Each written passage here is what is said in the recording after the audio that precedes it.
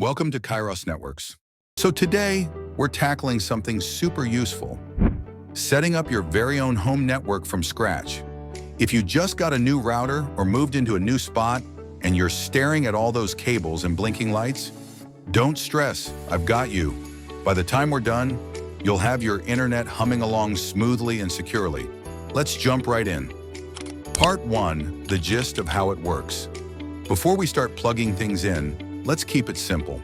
How does a home network actually work? Think of it like this.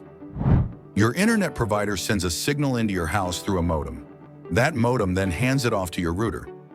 And the router? It's like the friendly host at a party.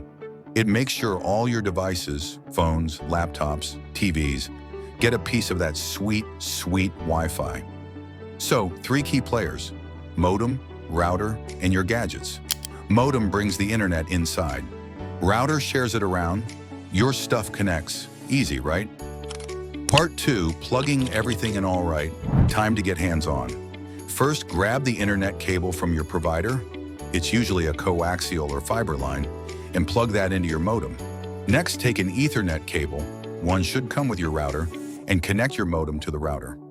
Look for a port labeled Internet or WAN. That's the one.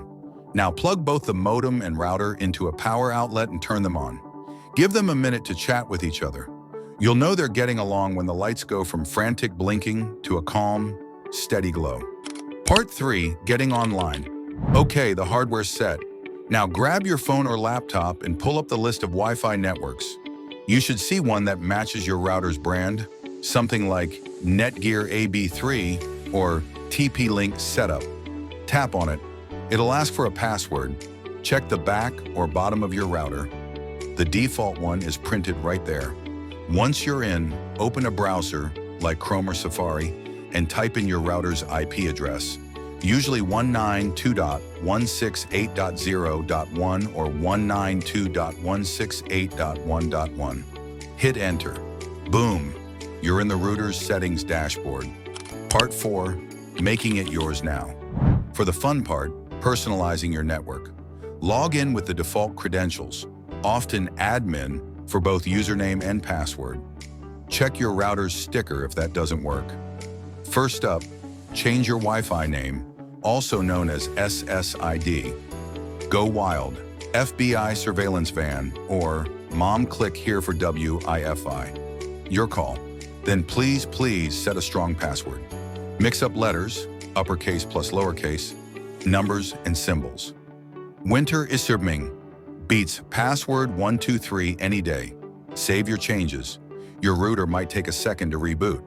Once it's back, your Wi-Fi will have its cool new name and password. Part 5, testing and boosting your signal time to see if everything's working. Head over to a site like speedtest.net and run a quick check.